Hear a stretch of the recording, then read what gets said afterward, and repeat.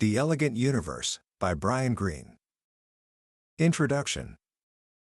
Imagine for a moment that the two greatest triumphs of modern science, the pillars upon which we've built our entire understanding of the cosmos, were at war with each other. On one side, you have Albert Einstein's masterpiece, his theory of general relativity. It's a grand, sweeping theory that describes the universe on the largest of scales, the graceful waltz of planets, the majestic swirl of galaxies, the very fabric of space and time itself, bending and warping like a cosmic trampoline. It works perfectly. On the other side, you have quantum mechanics. This is the wild, bizarre, and fantastically successful theory of the universe on the smallest of scales, the frantic dance of atoms and the subatomic particles within them. It operates on a foundation of probability, uncertainty, and a kind of microscopic chaos. And it, too, works perfectly. For over half a century, physics had a dark secret, a cloud looming on the horizon that most of us never heard about. These two perfect theories, when you try to bring them together, are utterly and completely incompatible. They contradict each other.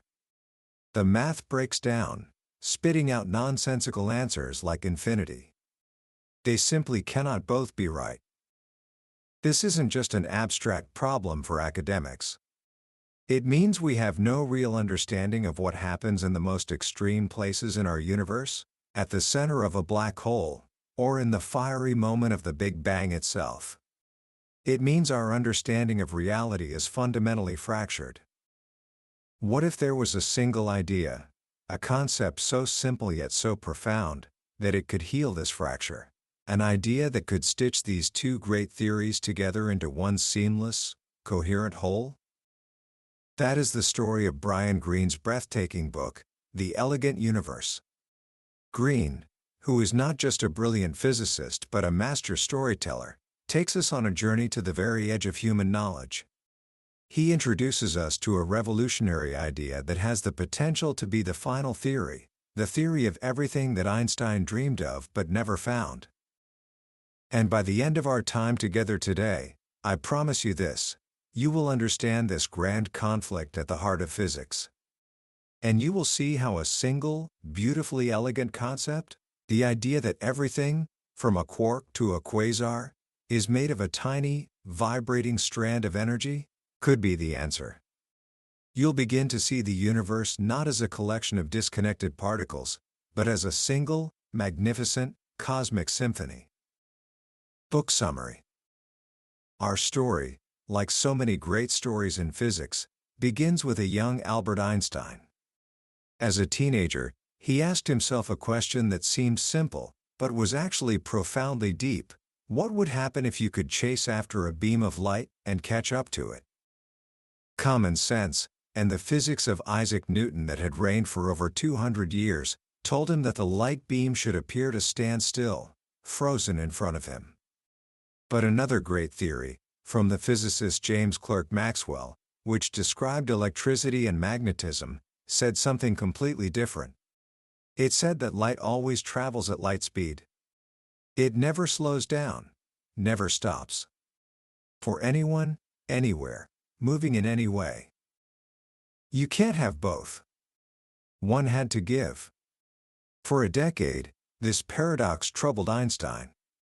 And in 1905, while working as a clerk in the Swiss Patent Office, he found the answer. It was Newton, and our common sense, that was wrong. This was his theory of special relativity, and it completely rewrote the rules of space and time. Think about it this way. Imagine the leaders of two warring nations are on a train, ready to sign a peace treaty. They sit at opposite ends of a long table.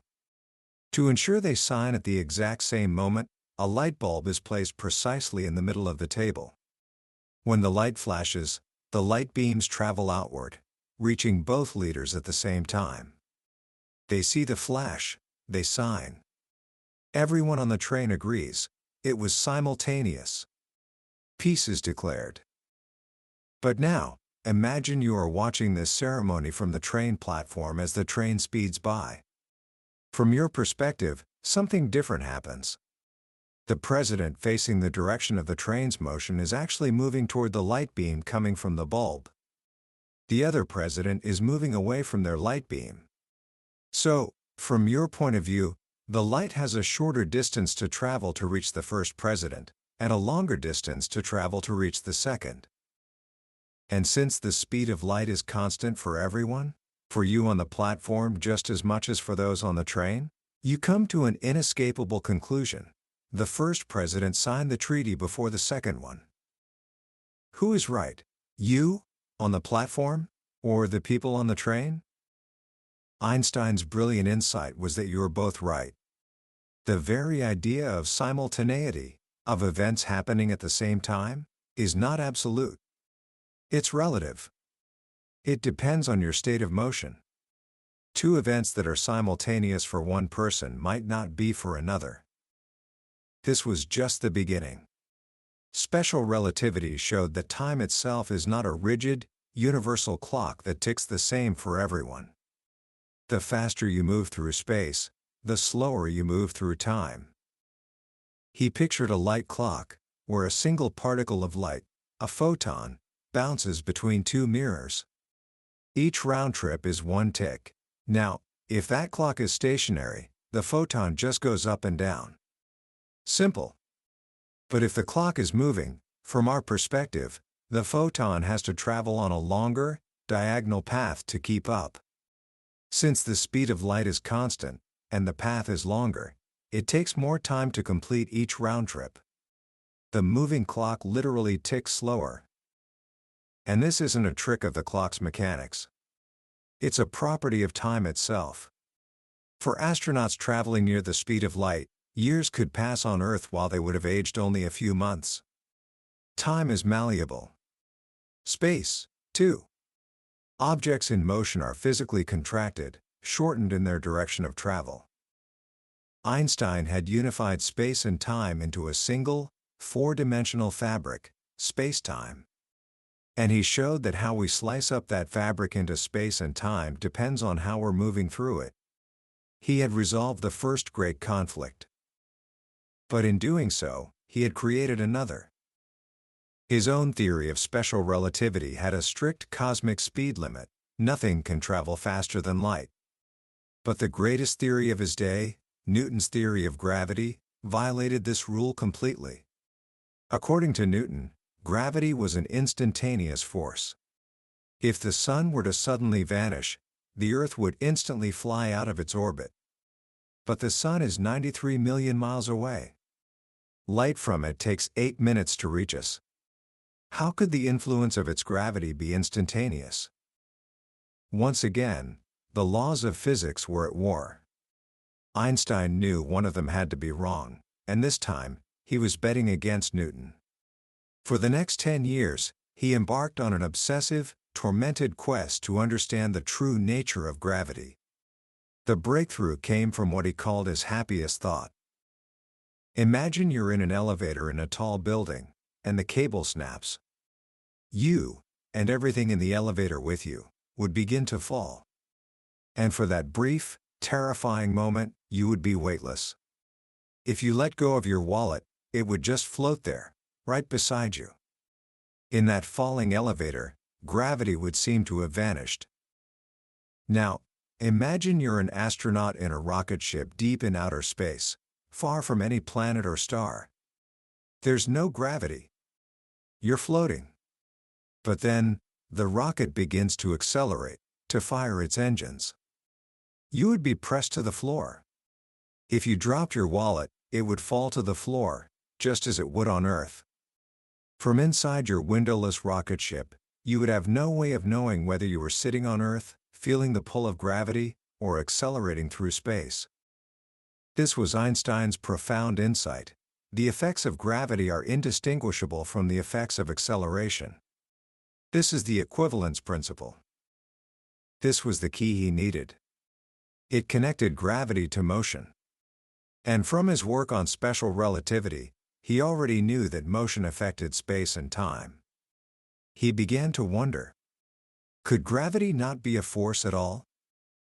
He imagined a spinning merry-go-round. If you try to measure its circumference and its radius, you'll find something strange. When you measure the radius, your ruler is pointing inward, not moving in the direction of the spin, so its length isn't affected. But when you measure the circumference along the edge, your ruler is moving, and special relativity says it will be shortened. A shorter ruler means you have to lay it down more times to cover the full circumference. So, you'd measure the circumference to be longer than what high school geometry tells you it should be. The old rules of geometry, the flat, Euclidean geometry we all learn, break down on that spinning merry-go-round. The surface is, in a sense, warped. Einstein made the monumental leap. What if gravity is this same effect? What if massive objects, like the sun, don't exert a force, but instead, they warp and curve the fabric of space-time around them? Think of space-time as a giant, stretched rubber sheet. If you place a bowling ball in the middle, the sheet will sag. That curvature is gravitar. Now, if you roll a marble nearby, it won't travel in a straight line. It will follow the curve created by the bowling ball. It will orbit it. That's what the Earth is doing. It's not being pulled by the sun. It's following the straightest possible path through the curved space-time created by the sun's mass. This was the general theory of relativity. A theory not of force, but of geometry. It solved the conflict with special relativity because these warps in space-time don't travel instantaneously. They ripple outward at the speed of light. Einstein had done it. He had rewritten the laws of the cosmos. Twice. He had shown that space and time are not a static stage on which the drama of the universe unfolds. They are dynamic, active participants in the drama itself. And yet, even as he was completing this masterpiece for the world of the very large, another revolution was brewing. A revolution in the world of the very, very small. And this new world was about to reveal a conflict deeper and more profound than any he had ever faced. This was the world of quantum mechanics. And it was just weird. The story of quantum mechanics begins with something as simple as a hot oven. Physicists in the late 1800s tried to calculate the energy of the radiation inside a hot oven, and they got a ridiculous answer: infinity. Something was deeply wrong with their understanding of energy and light. In 1900, the German physicist Max Planck made a radical, almost desperate guess. He proposed that energy doesn't come in a smooth, continuous flow. It comes in little packets, little chunks, which he called quanta. Like money, which comes in discrete units of pennies or dollars, energy came in discrete lumps. The size of these energy lumps, he proposed, was related to the frequency of the light wave. This simple idea solved the infinity problem. But no one, not even Planck, knew what it meant. Then, in 1905, the same year he published his theory of special relativity, Einstein took Planck's idea and ran with it. He suggested that light itself isn't a wave, as everyone had thought for a century. It's a stream of these tiny energy packets, these particles of light we now call photons. This idea beautifully explained a puzzling phenomenon called the photoelectric effect, but it seemed to fly in the face of 100 years of experiments that had proven light was a wave. The definitive experiment was the double-slit experiment. Imagine you have a barrier with two thin, parallel slits in it. If you shine a light at the barrier, what do you see on a screen behind it? If light were made of particles, like tiny pellets, you'd expect to see two bright bands, one lined up with each slit. But that's not what you see. You see a series of many bright and dark bands, an interference pattern. This happens when waves overlap. Where two wave peaks meet, they reinforce each other, creating a bright band. Where a peak meets a trough, they cancel each other out, creating a dark band. This experiment seemed to be the final word. Light is a wave. So, what's going on? Is light a wave or a particle? The quantum world's answer is a breathtaking, mind-bending yes. Here's where it gets truly strange. If you turn the light source down so low that you are firing only one photon at a time, you would expect the interference pattern to vanish. Each photon, being a single particle, should go through either the left slit or the right slit. There's nothing for it to interfere with. But if you run the experiment, firing one photon every few seconds, and wait for the results to build up on the screen, the interference pattern reappears, dot by single dot.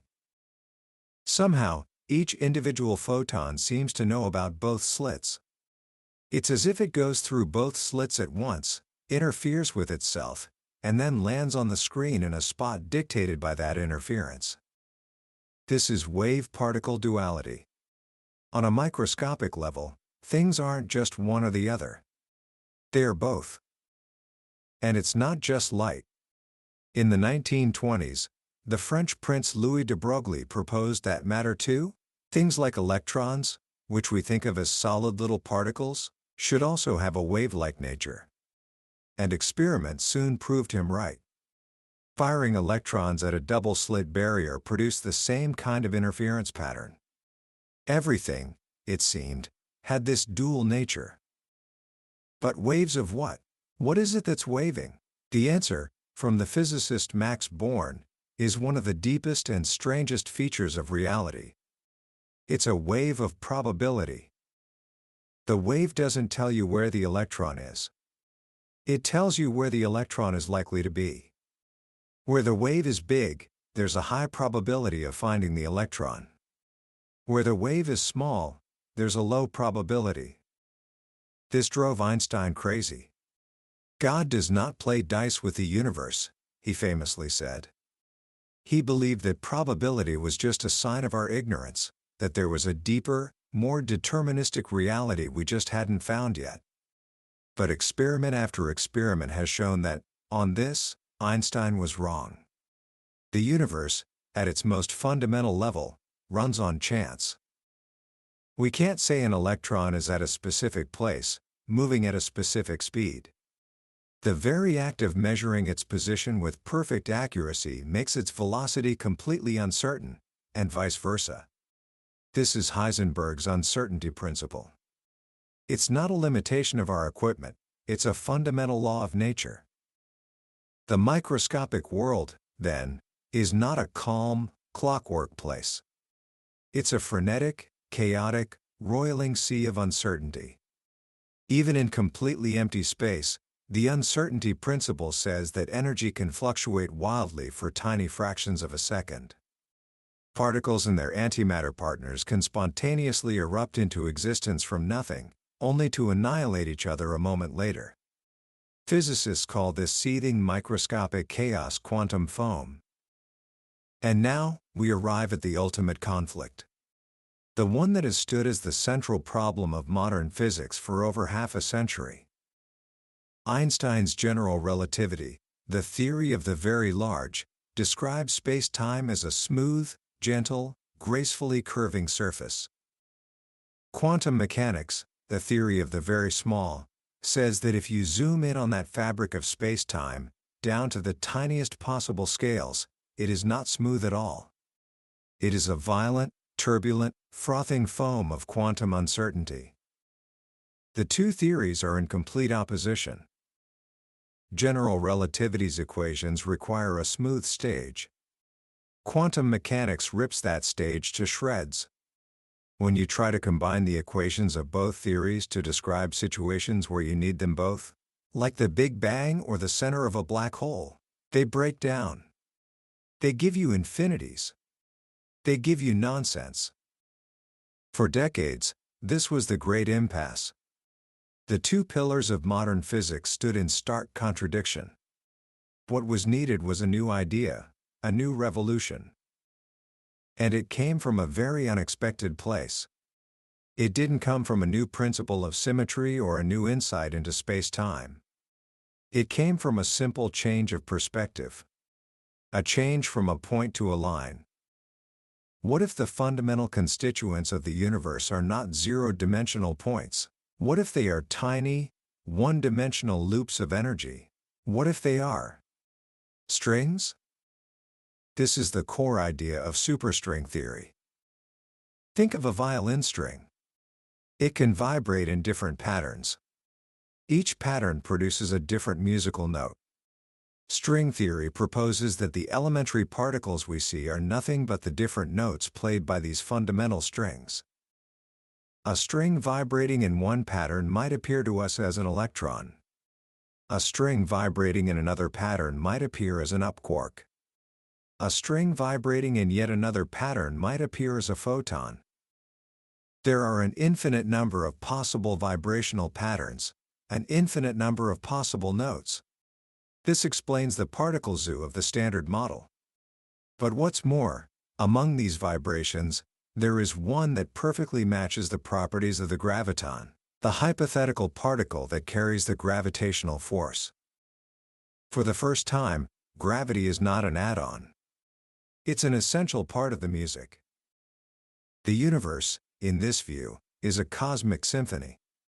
All the rich diversity we see in the world, all the different particles and forces, are just different melodies played on a single fundamental ingredient, a tiny, vibrating string. This is the ultimate unification. Matter and force are two sides of the same coin. They are all just music. But does this beautiful idea solve the great conflict?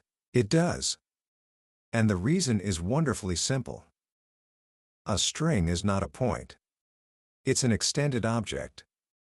It has a size, tiny, but not zero. This means it can't probe the universe down to arbitrarily small distances. All the problems between general relativity and quantum mechanics happen at the sub-Planck scale, in the depths of the quantum foam. But a string is too big to see that foam. Like a finger gliding over a granite countertop, it's too large to feel the microscopic bumps and grains. It smears out the microscopic chaos. It smooths over the violent quantum jitters that would have destroyed Einstein's theory. By replacing point particles with strings, the conflict simply dissolves. General relativity and quantum mechanics are finally able to coexist in harmony. But this elegant solution comes with a few startling consequences of its own. First, the mathematics of string theory doesn't work in our familiar three spatial dimensions. The theory is plagued by inconsistencies, like negative probabilities, unless we allow the strings to vibrate in more directions. The math demands that the universe have 9 spatial dimensions, and 1 of time, for a total of 10 spacetime dimensions. Where are these other 6 dimensions? The theory proposes that they are curled up, incredibly small, at every point in our familiar space. Imagine a garden hose. From far away, it looks like a one-dimensional line. An ant on it can only walk forward or backward. But if you look closely, you see it has a second dimension, the circular girth of the hose. The ant can walk along the length, or it can walk around the circle. String theory suggests that our universe is like this. It has 3 big, extended dimensions that we can see and move through. But at every single point in that space, there is a tiny, curled-up, 6-dimensional shape. A shape so small, billions of times smaller than an atom, that we have never detected it. And here is the most profound part. The geometry of these hidden dimensions is not just some incidental detail. It dictates the music of the strings. The precise shape of these curled-up dimensions determines the possible vibrational patterns.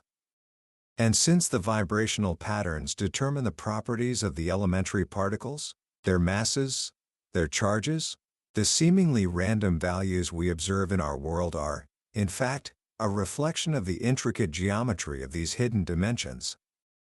The laws of physics, in a very real sense, are a product of geometry. So, the grand picture is this: our universe is a 10-dimensional place. 3 of those dimensions grew large, forming the cosmos we see. The other 6 stayed tiny and curled up, forming an intricate shape called a Calabi-Yau space. And within this 10-dimensional stage, everything is made of tiny, vibrating strings. The notes they can play are determined by the shape of the extra dimensions. And the symphony of all these vibrating strings is our universe. Now, this story is still being written.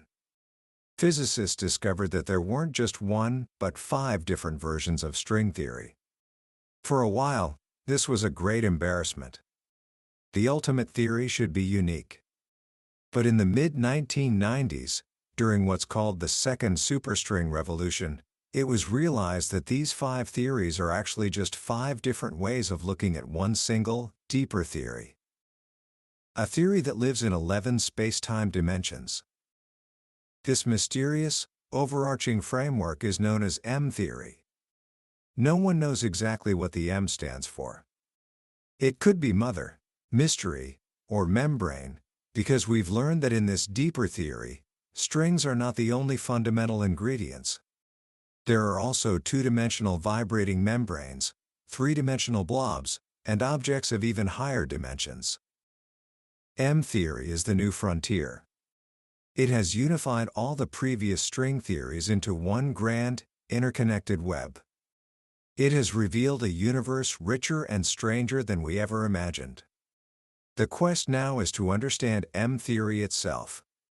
To find the fundamental principle from which it all springs. To calculate which of the thousands of possible Calabi-Yau shapes is the one that describes our universe. And to finally make predictions that can be tested, to see if this beautiful, elegant story is, in fact, the true story of our world. Commentary. When you step back and truly take in the story of the elegant universe, it's hard not to feel a sense of awe. This isn't just a book about physics. It's a story about the relentless human drive to understand, to find a single, coherent narrative that explains the world around us, from the smallest speck of dust to the grandest sweep of the cosmos. What Brian Greene does so masterfully is show us that the universe, at its deepest level, might be profoundly simple. Not easy, but simple. The idea that everything we see, the light from a distant star, the chair you're sitting on, the very thoughts in your head, could all arise from the different vibrations of one single entity is one of the most powerful and beautiful ideas ever conceived. It's the ultimate reductionism, but it's also the ultimate holism. It tells us that everything is connected, everything is part of the same cosmic song. For me, the most powerful lesson from this journey isn't about extra dimensions or supersymmetry. It's about the courage to question the obvious. For thousands of years, we knew there were 3 dimensions. We knew time was absolute. We knew particles were points. String theory tells us to be humble, to recognize that our everyday experience is a very limited window onto reality. And that the deepest truths are often hidden in places our intuition would never think to look. So, how can we bring these grand, cosmic ideas into our own lives? First, try to adopt the physicist's habit of questioning your own assumptions. Think about a long-held belief you have about yourself, your abilities, or the world. Ask yourself, what if that's just the view from far away, like seeing the garden hose as a one-dimensional line? What if there are hidden dimensions to the situation, or to yourself, that you just haven't seen yet? The biggest breakthroughs often come not from finding new answers, but from asking new questions. Second, embrace the idea of elegance in simplicity. The goal of physics is to explain the most with the least. To find the one simple principle that underlies the complex world we see. We can apply this in our own lives.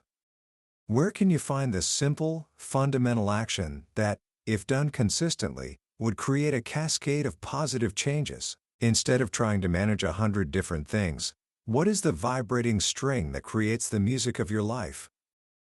Finally, allow yourself a moment of wonder. The next time you look up at the night sky, don't just see points of light. Try to imagine the vast, 10-dimensional fabric of space-time, rippling with the echoes of the Big Bang. Picture the tiny, curled-up Calabi-Yau shapes at every point in space, with the strings of reality vibrating within them. The universe is so much grander, stranger, and more beautiful than we can possibly perceive with our senses. This book is a reminder that the greatest adventure is the one we take with our minds. That was a summary of The Elegant Universe by Brian Greene. We've journeyed through the core ideas today, but I have to be honest with you. Listening to me talk about this book is like listening to someone describe a beautiful piece of music. You can get the idea, you can understand the structure, but you can't feel it. The real magic happens when you read the book for yourself. It's in the way Greene's analogies suddenly click, when a complex idea becomes crystal clear, that the true wonder of this story hits you. This summary is your map, but the treasure is in the book itself. If anything we've talked about today has sparked your curiosity, I truly encourage you to pick up a copy. Reading it isn't just about learning physics, it's an experience that can genuinely change the way you see the universe and your place within it. Also, if you found this journey valuable, please take a moment to like this video and subscribe to the channel. It's the best way to let me know that these explorations matter, and it ensures you won't miss our next dive into another life-changing book. Let's keep learning, and keep wondering, together.